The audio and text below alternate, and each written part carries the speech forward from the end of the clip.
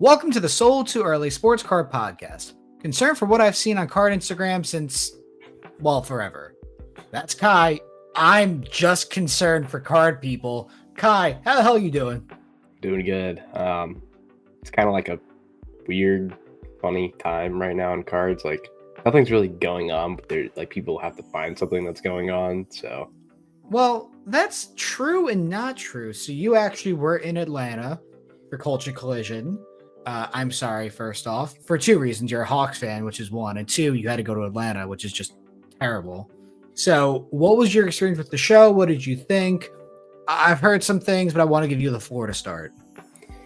yeah, I mean, I don't really think I'm gonna have a opinion that's different from the majority, but I was set up at probably the best or one of the best tables you can even have in the show. It's like right when you walk to the door.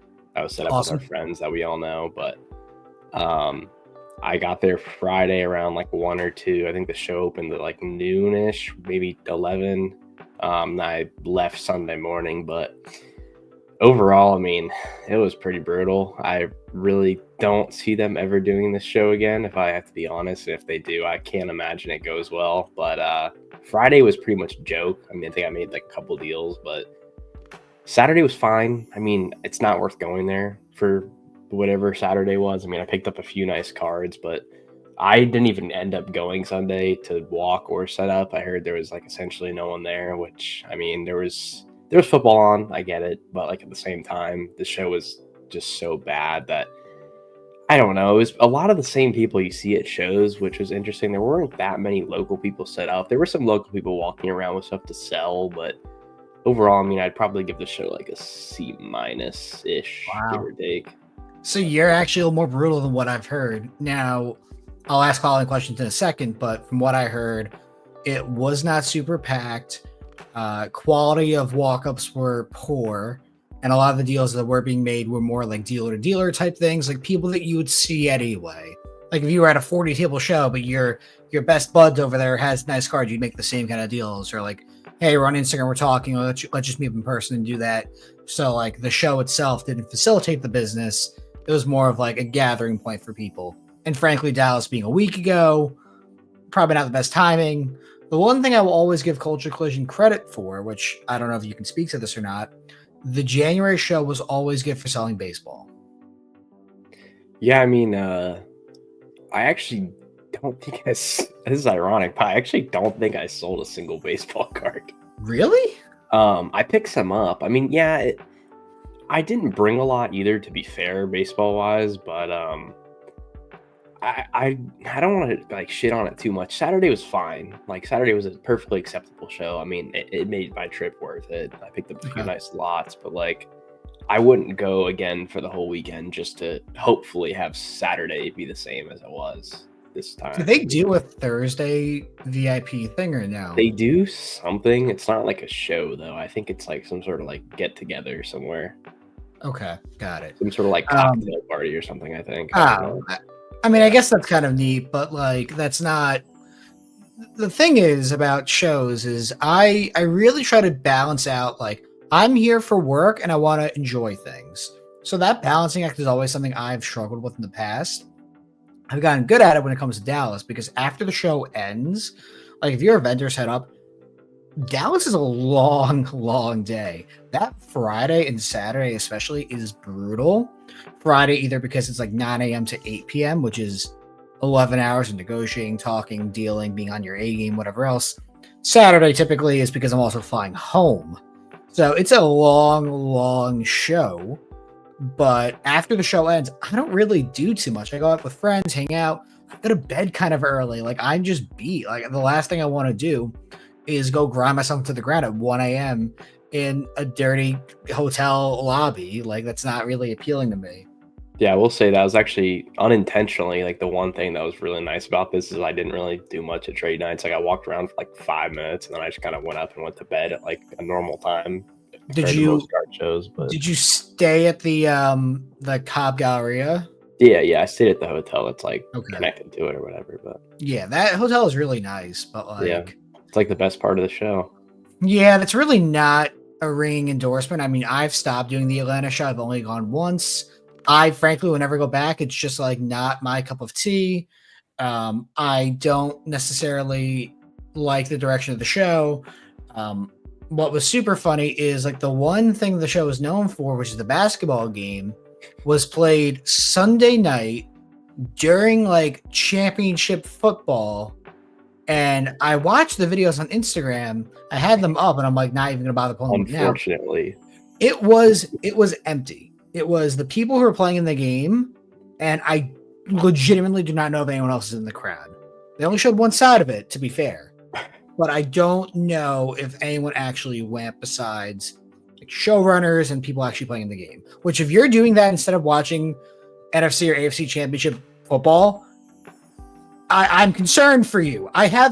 We need to have a conversation. Why? I think for the Atlanta show, like the first time or two or three times is a pretty solid show. I mean, it wasn't like Dallas or whatever, but I think they really need to like. It's not obviously this doesn't affect my life at all. I'm just trying to help here, but I think they really need to lean into it being more of like a local thing and not really like encouraging all these people to travel across the world for it. Not a world, but across the United States for it. Like most of the dealers are gonna give you pretty bad rap if the show ends up being like it has been. Yeah, if they're traveling on a flight or they're driving however many hours, like it really needs to be a local thing. If it was a local thing, it'd be a great local show. I mean, I don't see how it wouldn't be. But Have you ever been to Nashville? I have not. Okay, so then it sounds like what you're describing to me is like the Nashville card show. Now, Nashville has directly tried to go against Dallas. I've said that a few times on the podcast, like whatever else. The showrunner there has ballooned that show to being about 700 to 800 tables. The unfortunate part of that is a lot of it is shit. It is just not a high quality card show. There's value to it, but of 700 tables, 500 probably have under $1,000 worth of cards, which there's nothing wrong with. Don't get me wrong. I'm not trying to like insult that or like say like they don't belong or have a place there. But when you start getting up to 4, 5, 6, 700 tables and you're trying to market yourself and go against a premier card show like a Dallas card show or something like that, you need people there to make it worth it. And unfortunately, it just is not that type of show. I've stopped going to it. I think it's fine, but it's got a bad venue. The venue is an airport hangar basically in the middle of nowhere. There's nothing accessible. And it just was not like the right type of show for someone to fly into. If you lived an hour away, yeah, that's amazing. Are you kidding me? It'd be great to do. Like, we have friends who were vendors who could drive theoretically to in Atlanta, and it's driving distance, who have said, I will not go back. And if they're not going and they can drive, why would I take a flight? Like, what's the benefit there? I mean, me and Mikey drove, so I mean that just goes to show you. I mean, Did you drove from Florida? yeah, it was like 4 hours. Wow, that's crazy.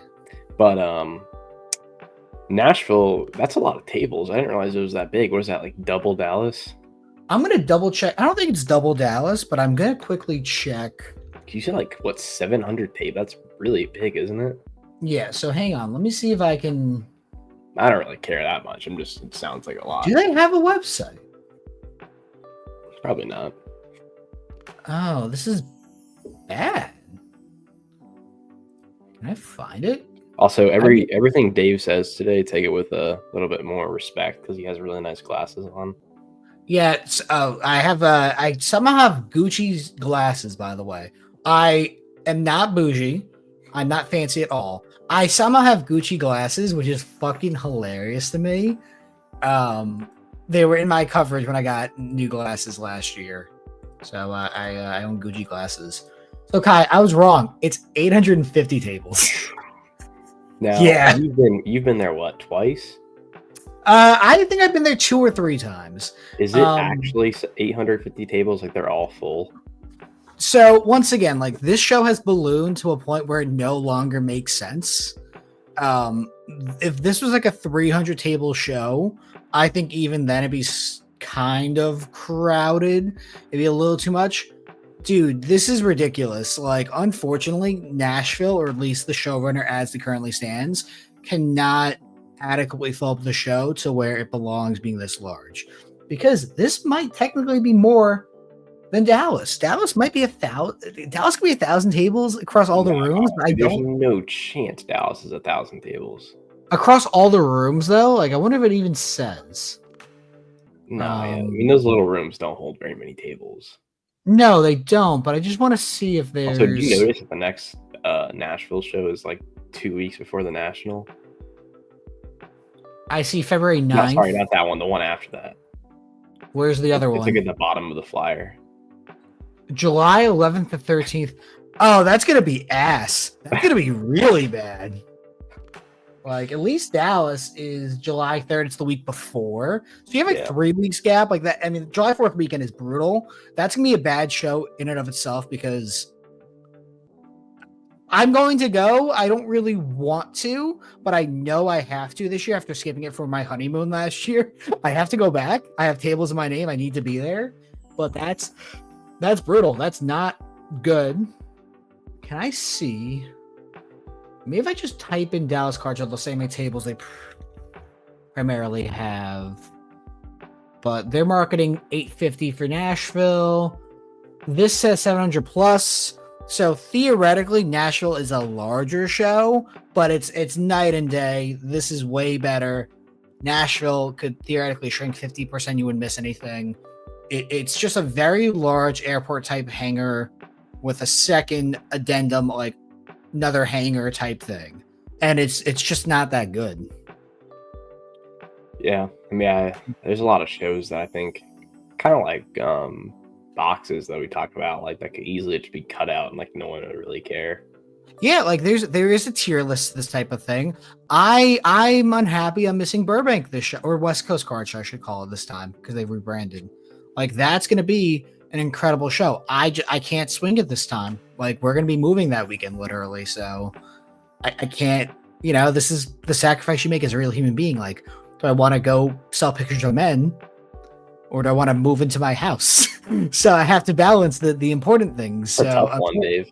That is a tough one, right? I think I made the decision. I think I made an okay decision, but TBD on that one. But yeah, we got some interesting things going on. Another show that happened all the way here in New York that I literally completely forgot about because no one talked about it was White Plains. Forgot this show was happening.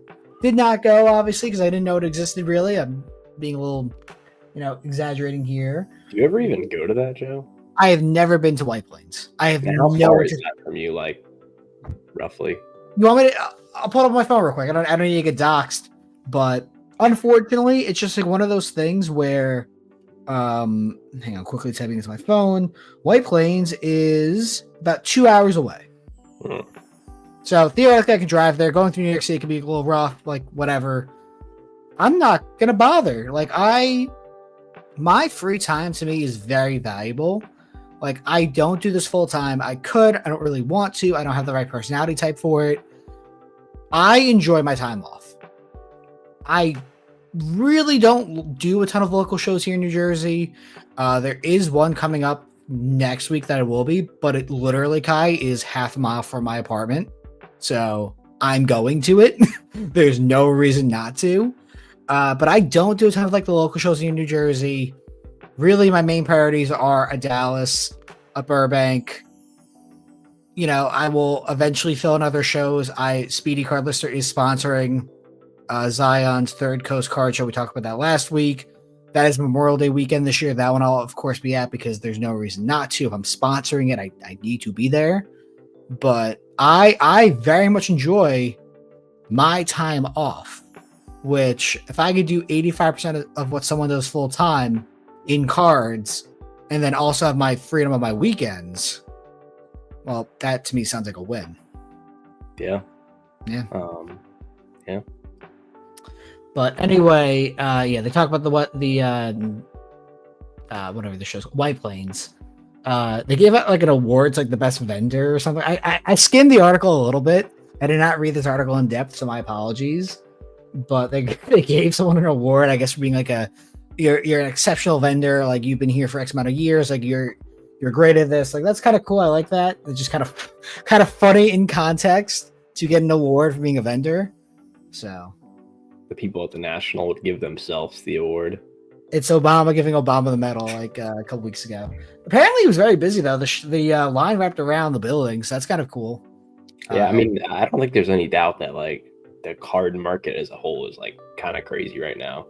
It feels, listen, like there's a lot of scared and bad money in the industry as a whole. Like if you're buying Jane Daniels right now, you lost money already. Like Yeah, we will sit here in a year and I'll pull up like the Five Guys card post where it's like CJ Stroud Silver Prism 10, 2 grand, 1,500, 1,800, 2,100, 1,400. Like it's gonna drop no matter what. I But think it's more so like the interest level. Like no matter like what level of like collecting or dealing you're at, like I think there's just a highest like level of interest in cards there's been in a long time. I definitely agree with that. I mean, you're leading me into the conversation about Paul Skeens debut card. Like we talked about this last week, but this was getting like general sports knowledge and like interest. Like this is probably one of the most desired cards to come out for baseball in the last, 5 to 10 years in context. At least the most talked about for sure. It definitely is up there. Like the story behind it's interesting. I think, there's some questionable like things behind the scenes of this one. But the main point of it is this is a high six-figure card, probably, that an 11-year-old supposedly hit. And it's great. They got a lot of media coverage about it. And we'll see kind of what happens here as a result. I don't believe everything we've seen regarding the story, but there's no counterpoint to it. There's no like other interpretation. If I had an 11-year-old kid, I would not like want their face and picture on Instagram or the world. It's no one's business. Who gives a fuck? Yeah, I mean, it's gonna be weird. I wonder what it goes for. It's like, I think most people like wanted to pull it. I don't think many people like. I'm sure there's a couple people, but I don't think many are interested in like buying it at auction. I don't know. It's kind of like a weird dilemma. I mean, it's gonna sell to some either Pittsburgh super fan or I don't know. Someone it's Shine's gonna buy it or like It's like the whole attraction to it was like pulling it and like redeeming it for the rewards. So, like it's just interesting to see what happens with the auction. I don't know. I mean, congrats to the kid, quote unquote, and his family, quote unquote. This is probably the best time to sell it and to get it. So, the money's also being donated to the LA wildfires, which is crazy. Listen, there's a good conspiracy part of this saying like, oh yeah, Topps makes the card and Topps just so happened to get the card in their PWC in their Fanatics auction. Sorry. Oh god. Yeah, you're good. Like someone's driving by pretty loudly. Someone's hearing me talk shit and getting ready to report me. Yeah, I mean, listen, Ken Golden definitely forced Fanatics' hand by saying he would donate the money to LA wildfires. I mean, it's a great thing regardless, but like they would not have done that had he not said that. I don't know. I'm assuming that like matching like the sale or like a percentage of it, like they're not just gonna give all this kids money to the fires, right? I mean, I imagine they're just gonna give it all away because it's free publicity, it's tax write-off, and it makes them look good. So like a couple $100,000 to a major organization, $1 billion organization is nothing. So could that boost auction sales? Maybe a smidge. I don't know. But like, I do think it's funny in a way. Golden really tried to go after this, and he didn't get it. And I would have done the same thing. I would not have given Golden the card had I pulled it. I would have 100% gone with Fanatics. I don't know. I was talking about that with a few people, and it's just kind of like I wouldn't have given it to Fanatics. Just, nothing against them. I buy a lot of stuff on there, but it's just a weird. I probably would have given it to Golden. I can't lie. No. If I cared about how much it went for, I probably would have gave it to Golden. The thing is, I just do not trust him. He just does not get. He gotta be careful with how I phrase this. I do not trust him at all. I think there's just like either it's a personality thing or like he just gives off the wrong attitude of like I would not trust this person with any way, shape, or form, anything of value. And that's fine. I can choose to speak that way and spend my money or items accordingly. There's just something about it that gives me the wrong impression. and I would rather give it to my PWCC rep, who once again, because I like him more. Like that's it. Like, hey man, you can make a ton of money because I want to make a ton of money too. Take the card. You're telling me you don't want to be on the next season of the reality show? The Golden Touch. I'd rather just I'd be on the show and rip it in half just to prove a point. Yeah, right. Okay. Yeah. I say that as I don't have to do that. Yeah, right. I'm kidding. What I would do is I would grade it with tag and then send it to what's a shitty auction house? My Slabs Auctions. You should let Tag grade it for like 80% equity of their company, and then I don't even know. Listen, I'm all about causing problems, so yeah, I'm gonna go grade it with Tag, and I'm gonna go give it to Arena Club actually instead of My Slabs. Actually, a Red Rocket grading called about it. Oh my! How do you explain Red Rocket grading? I don't know if we even should bother explaining it. Do we go down this rabbit hole? You did bring it up, so Red Rocket grading. Oh, there's a whole website. Oh no, the website is a gold mine. We're not sure if Red Rocket grading is either just the most hilarious troll job or legitimately thinks they're in grading. Well, we're gonna have to stay tuned for more.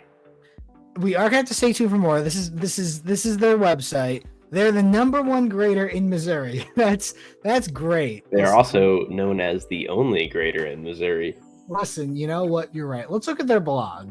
Oh, there's none. Let's look at their about section. What? How do you submit a card? Let's look at their FAQs. There's none. Authors? None. I'm not even kidding. Events? Shop? Patterns? What does patterns mean? What? Oh, I found it. I found the blog. Maybe. Like, hang on. This is the greatest website ever, by the way. So, welcome to our new webpage. We're the #1 grader in Missouri and also #1 fast growing grading company in the world. We are in Arnold, Missouri, and we are soon going to take mail-ins, one word, from all over the world. We do not support scam graders and now made our own company to make sure all card users have a grading company, not a scam or phony. We have a big team. You know what this... I gotta be nice. I have to be very nice because I'm gonna cause trouble otherwise. Dave, you work for them? Breaking news into the podcast. I'm the head of vaulting. You know, reading that out loud made me think of like middle school when you had to like stand up out of your chair and like read like a page or two of like a book with the rest of the class. I'm not sure if you had to do that, Kai. Yeah, like popcorn reading or whatever. I guess that's what it's called. Yeah, that would make sense. The next person or whatever. Yeah, that's actually exactly what it is. I don't know anyone from Missouri. I don't think. This has to be a troll job, right? It's just too special. Because once again, these are the slabs, by the way. We have corners, centering, sides, picture, surface, and color. Yeah, I'd probably just no, it's not worth $5. Sorry. I have so many questions. If you own Red Rocket Grading, or if you know, what's the guy's name again? I don't want to know who. If you know Mike, the CEO head of Biz and also security, can you please have him reach out to us? I need to have him on the podcast. I will slab one card with Red Rocket Grading. No promises on how much it's worth, though. I will slab one card with Red Rocket Grading if you come on the podcast. I'll let him come on the podcast if it's $1,000 card. No. All right, what about like $250? No, this is not worth it. What are we going to be sending him then? I'm going to be sending him a Markel Fultz cracked ice hat relic. No, we want to see you send a banger in and see what Red Rocket gives it. How about I send them Now hang on to your asses while I send them in a Jackson Merrill Topps Chrome logo fractor. Yeah. Like I honestly 10 think bucks. you should crack out a PSA 10 and send it in. You know what, Kai? Why don't you lead by example? Why don't you do it? I don't have much right now. Yeah, just busy. Yeah. I'm not gonna be able to do that. I'll tell you what, Kai. I'll buy a Matt Ryan card. I'll buy a Matt Ryan base card for you. I'll have you sign it, and then I'll send it into Red You think Grady. they'll authenticate it? Yeah. What would they do I'm if I actually send them? curious about that. If I do like the most terrible, like fake autograph, see if they do it. I mean, you want it? We can have this conversation once mail-ins are ready. Let's send it, get it authenticated, and then they come on the podcast, and we're like, yeah, you authenticated a fake autograph. We sent in 15 Stephen Curry autos. They're all clearly fake. Yeah, we're suing you, actually. That's really funny. All right, so we're gonna get in trouble there. Also, wait, can we go to the picture? How the label is like destroyed. Oh yeah, no, that was the first thing I saw as well. Is that the label is not like the label's nothing. It's just nothing. Also, how there's a lot of questions here. The more I look at it, the worse it gets. How is the color on the Brett Favre Mosaic a 7, but the Albert is a 10? What does that mean exactly? I'm a little concerned there might be some DEI practices going on. I don't think they know what that means. But I don't want to make accusations. I'm just saying you look at the 10 and the 7 and you observe the types of cards. I'm just throwing out there. Kai, once again, this is too smart for them. Try again. But that's all I have to say. Listen, if this is what Missouri has to offer, I think we need to have a serious conversation. Once again, I'm concerned for card people. Can we trade Missouri for Canada? 1-for-1 swap, who says no? We'll throw in a first round pick. They can have what can they have? They can have Guam. They can have Colombia. They can have DC. Best I can do. Moving on. All right, so I was not sure if I was going to talk about this, but we're already off the rails, so I might as well just jump into this. Have you seen the shit that Seabless has been posting lately? Not what you guys. Anything that you don't send, no. It's hilarious. It is really, really funny how far off the deep end he seems to have gotten. And don't get me wrong, I talked to Seabless in real life once. Hilariously, he follows my Instagram. I don't think he will after this, but like he seemed normal and fine and whatever. He's really, really leaning into like the incel like card person who like can't fuck women, and that's not me saying that. It's him. It's literally him saying it. It's really funny, and I have questions. Mostly, why? Why are you saying these things? You're making a lot of enemies right now, Dave. Am I? A lot of people Missouri that we're never going to hates be able me. to have on the podcast. What'd you say? That a lot of people that we're never going to be able to have on the podcast. I'm sorry for the state of Missouri. I'm sorry to Ken Golden. See, Les, I just want to talk. Are you okay? It's a sign for help. Or do you need to have a conversation? I think he's big into what, gambling now? I don't even really know. So I don't really follow or keep up. I every now and again, like someone will send like a funny thing he says or does into the group chat. And, like that's my interaction, which is how this conversation started. Because I saw it and I was like, wow, I have to share this. I don't know. I think they own a card shop. They obviously own a breaking company. And I guess at some point in time, he said, like, sports cards are dumb.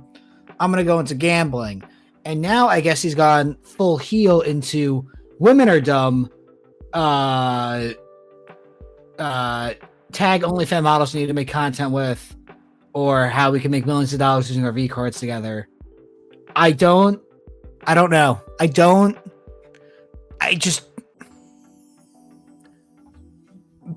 If I was a 29-year-old virgin, Batman could not get me to like say that and post on Instagram or Twitter. He's an interesting fellow. He's an interesting fellow. And if the entire goal is to get people to talk about you, congrats. But it's really, really weird. Like I'm not even trying to make fun of it. It's more of like, I think this is a sign for help and I'm concerned. Do you need to talk?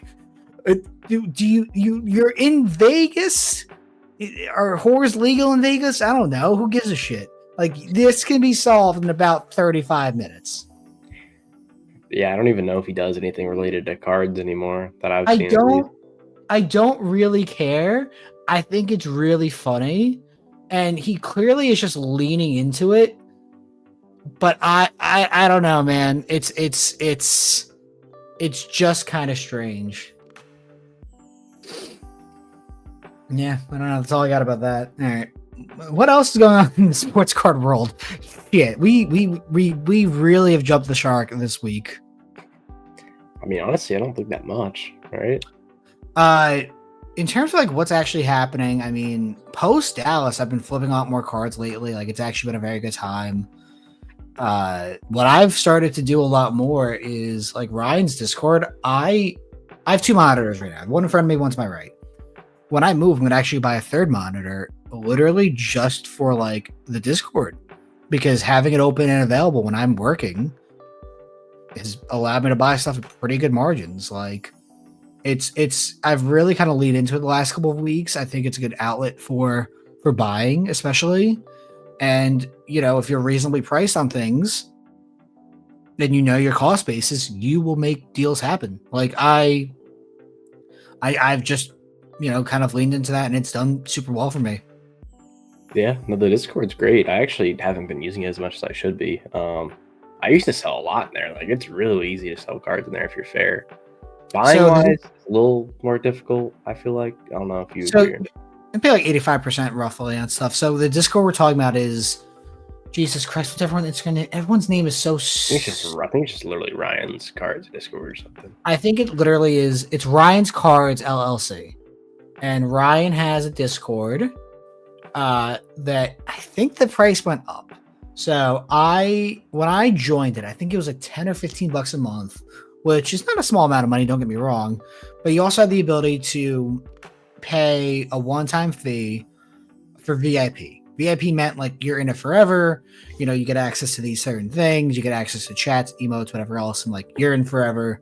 And I did that, I think this time last year. I think I literally at Burbank last year, I just gave him money and said, hey man, like, love what you're doing. I want to be in it forever. Here's your money.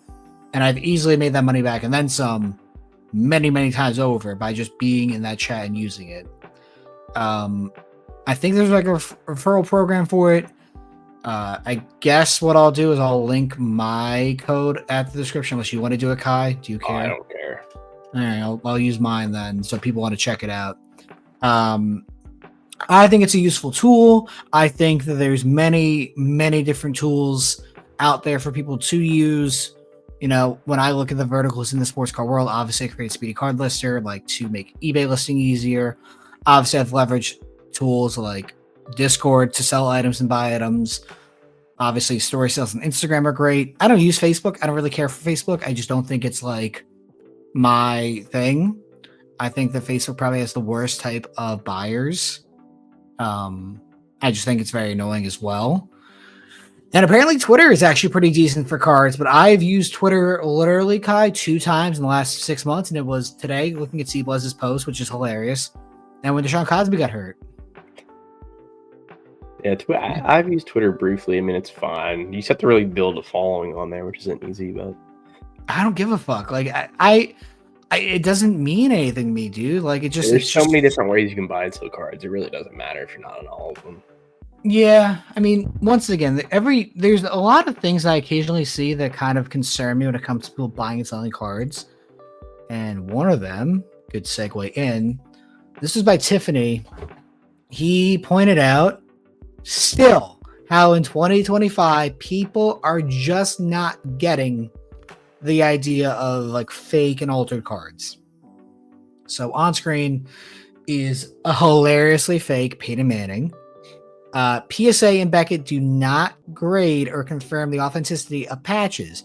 I don't know who needs to hear that who has not been in sports cards more than 6 months, let's say. If you're new, I get it. You're not going to know any better.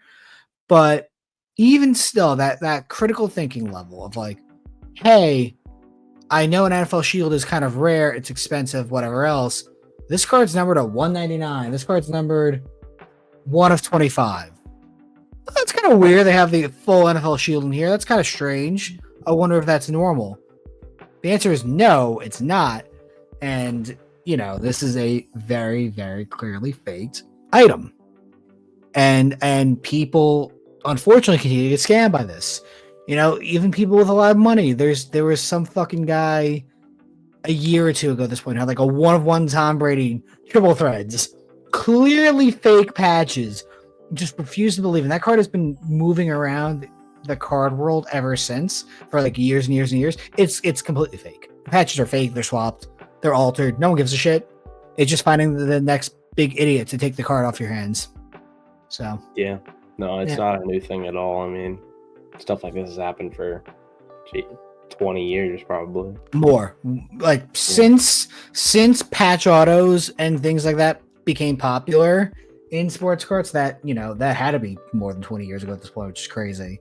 Like people have been swapping out patches, and it's not that hard to, which is the worst thing. And why do you say that, Dave? Because Chris Cards KC, and I can pull up the video if he has it on his Instagram still. In fact, I will, because you're calling me out on swapping patches. Chris, Chris is a great guy in general. I wonder if he has it saved. He posts a lot of shit. Oh, there it is. Yeah. Here's the video.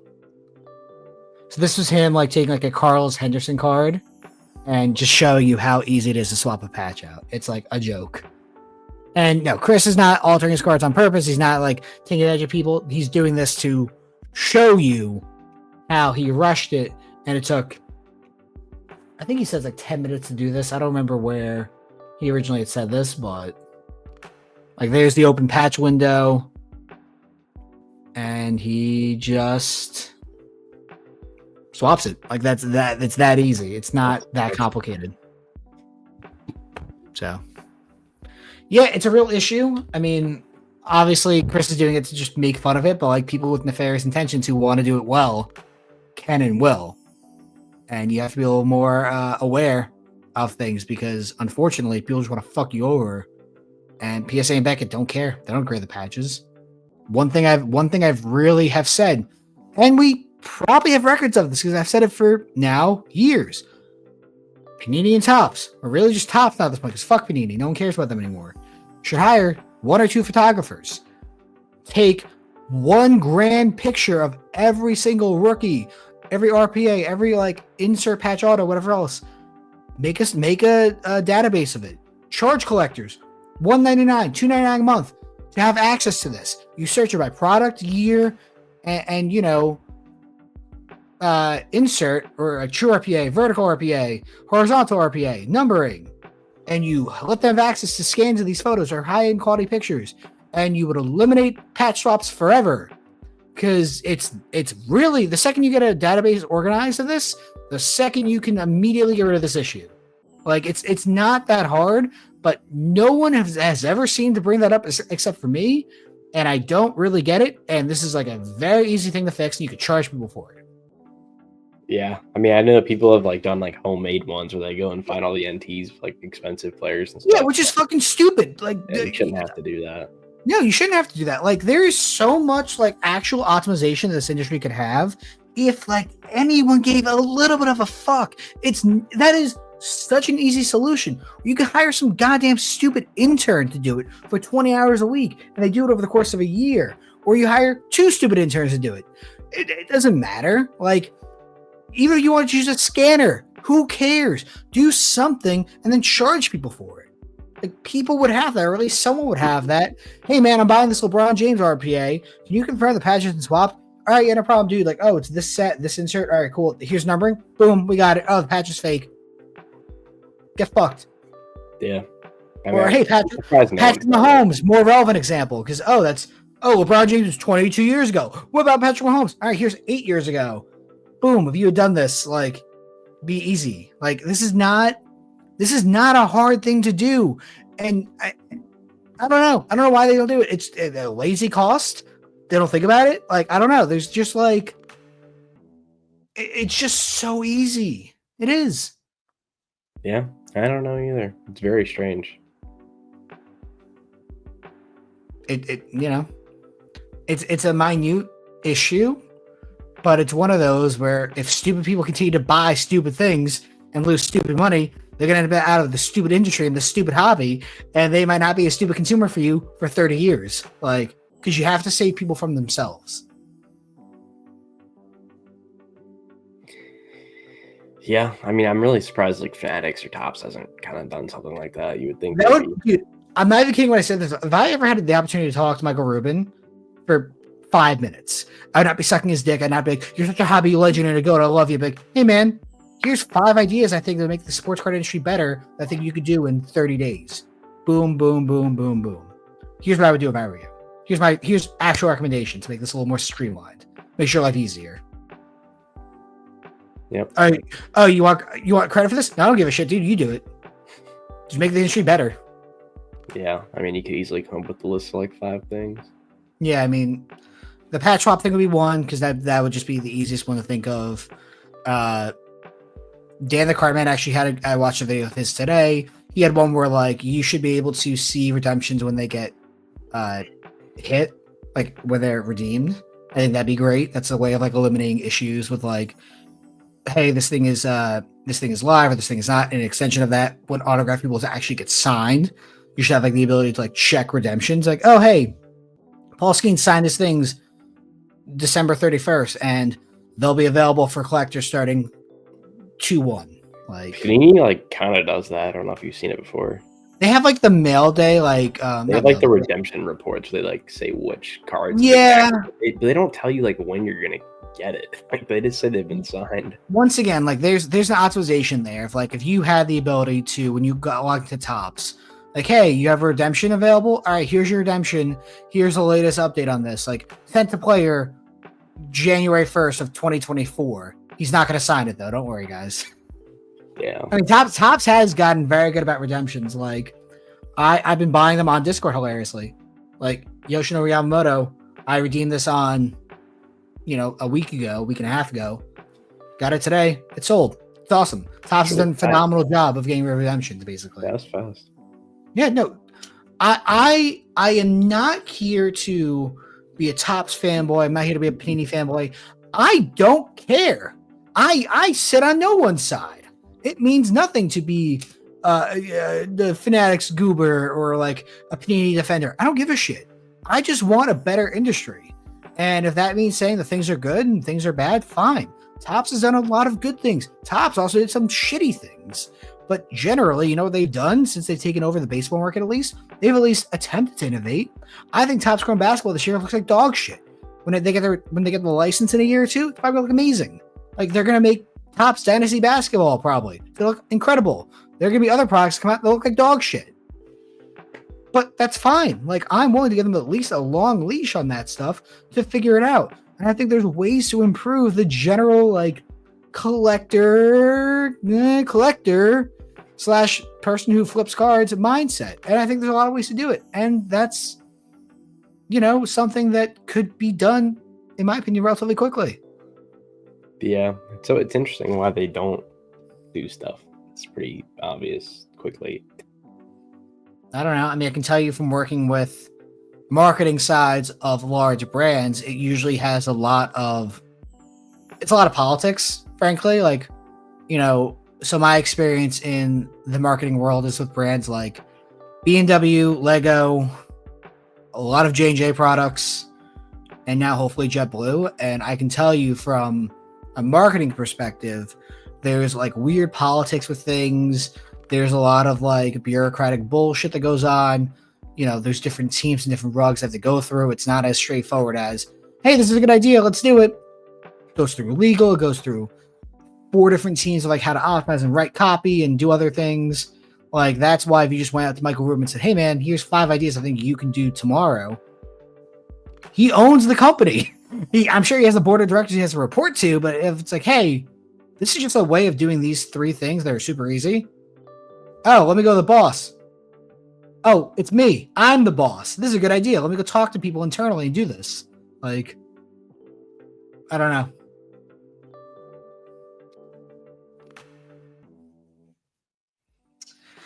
Yeah, so I kind of reeled it in at the end, but we went from talking about Atlanta to Seablaz being a virgin to making sports cards great again.